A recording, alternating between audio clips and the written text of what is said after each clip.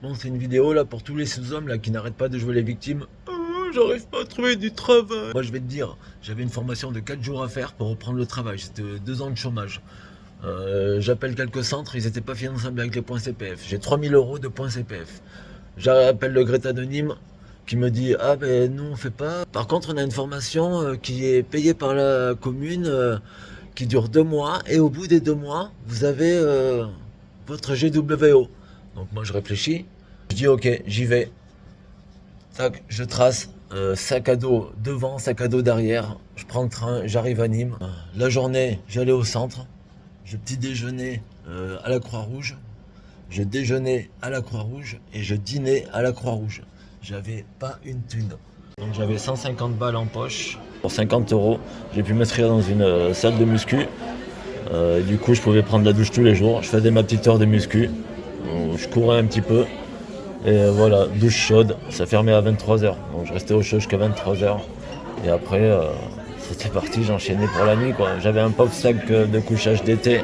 Franchement, j'ai eu trop froid. J'arrivais à m'endormir à 2 h du matin, 3 h frigorifié.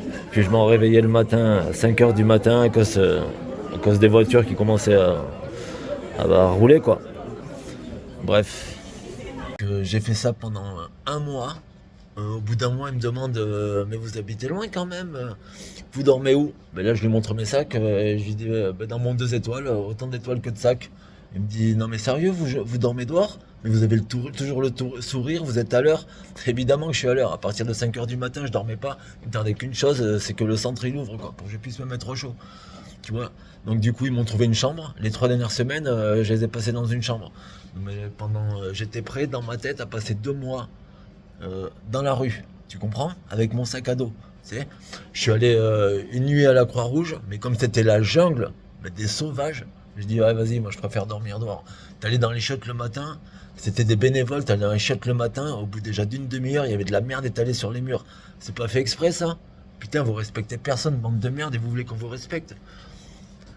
Donc, au bout des 2 mois, on me donne mon GWO, et là je m'aperçois qu'il me manque le sauvetage en mer. Tu vois, parce que je travaille dans les éoliennes, et en fait, pour qu'il soit complet, faire les éoliennes offshore, il fallait faire le sauvetage en mer. Du coup, j'étais dégoûté. Bon, bref, je m'en vais de là avec mon GWO à moitié. Tac, là j'appelle Lorient, parce qu'il y en a que 2 en France, c'est Lorient ou Marseille. Donc j'appelle Lorient, eux ils étaient finançables avec mes points CPF. Du coup, je prends un rendez-vous. J'avais pas de voiture. Ma voiture, bref, on me l'a volée. Je vous raconterai encore ça plus tard. Encore une histoire. Je suis né un vendredi 13. Hein. Tu vois, donc il m'arrive pas mal de tuiles, quoi. Bref, j'ai vendu mes platines, tête de missage, pour m'acheter un 125.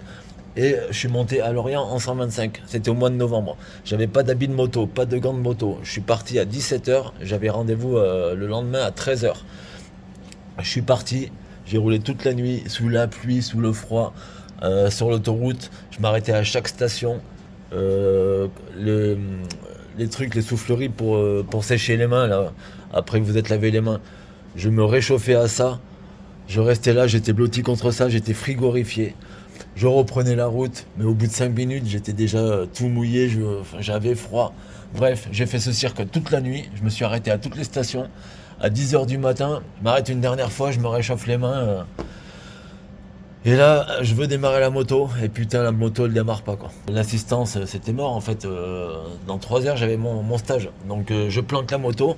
Donc, je vais pour m'engager sur l'autoroute. Et là, je vois le camion jaune qui arrive. Du coup, je vais le voir. Et je dis, ouais, excusez-moi, je suis en panne. Est-ce que vous pouvez me déposer à la prochaine sortie? Ah non, je peux pas, c'est interdit. Mais là, si vous êtes en panne, c'est le dépanneur ou l'assistance. Moi, j'avais roulé toute la nuit. C'était pas le moment qu'on me prenne la tête, quoi. Donc, je lui explique mon problème. Ah non, il voulait pas. Mais j'ai interdit, j'ai pas le droit. Donc, je lui fais un gros doigt. Je lui dis, bah, tu sais quoi, va te faire enculer, mon gars. Appelle-les, toi, les flics. Moi, je trace en stop. J'ai pas que ça à faire. Je vais aller à ma formation. Donc, là, dans l'idée, je voulais aller à Nantes, pécho le train.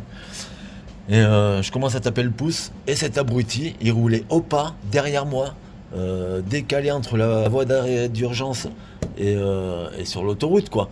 Il roulait au pas, avec les feux de détresse. Non mais trop dangereux le mec, quoi. Et 2 minutes après, il y a une voiture banalisée qui arrive avec 2 gendarmes à l'intérieur. Putain, moi je me dis, waouh, putain, ils sont rapides, ils sont efficaces, les gars, quoi. Donc là, je leur dis, hey, c'est le mec qui vous appelait. Ah non, pas du tout, on circulait, on vous a vu faire de stop. Donc là, je monte dans leur voiture, je leur explique, j'étais tout mouillé. Je leur explique ma situation. Et les mecs, ils étaient étonnés, mais il vous a pas déposé, mais il est complètement débile, quoi. Je dis non, mais en plus, il était derrière. Vous avez vu comment c'était dangereux? Oui, non, franchement, les flics, ils ont pas compris. Donc, ils ont appelé le central. Ils ont été trop cool, quoi. Ils ont appelé le central, dire qu'ils faisaient un détour pour me déposer à la gare de Nantes. Donc là, ils me déposent à la gare. Et bon, franchement, je les ai remerciés 15 fois, quoi. Il y avait un arbre sur les voies. Donc, aucun train n'arrivait et aucun train ne partait de Nantes. Je dis, pouah, mais quelle poisse, quoi. Du coup, j'ai appelé le 115 pour savoir où qu'était le camion de la maraude. Je mange un sandwich, je récupère une couverture. Je me fais enfermer dans l'hôpital pour être au chaud, quoi. J'arrive à dormir un peu. Le lendemain, je me lève. Je vais à la gare. Et là, non, toujours pas de train. En fait, ça faisait le deuxième jour. Aucun train, quoi. Pour un arbre, vous imaginez? Mais dans quel pays on vit, quoi? C'est le tiers-monde ici, quoi. Pour un arbre sur les voies, quoi. Bref, du coup, je me dis, bon, ben, qu'est-ce que je fais? Il va falloir que j'aille récupérer ma moto. Donc là, je commence à sortir de Nantes pour taper le pouce, quoi. J'étais à 50 bornes. À 50 bornes, pourquoi? Parce qu'en fait, il fallait que j'aille plus loin qu'était ma moto pour que je fasse demi-tour, que je rentre sur l'autoroute pour taper le stop et rejoindre ma moto, vous voyez? J'arrive à ma moto. Ma moto, bon là, elle ne démarre toujours pas. Donc, j'appelle l'assistance, hein. Et au bout de 3 quarts d'heure d'assistance, je regarde mon téléphone parce que comme j'ai travaillé en déplacement, je connais pas mal de monde un peu dans toute la France. Donc je regarde mon téléphone et là je vois le nom d'un pote d'un ancien collègue que j'avais pas vu depuis 5 ans, quoi.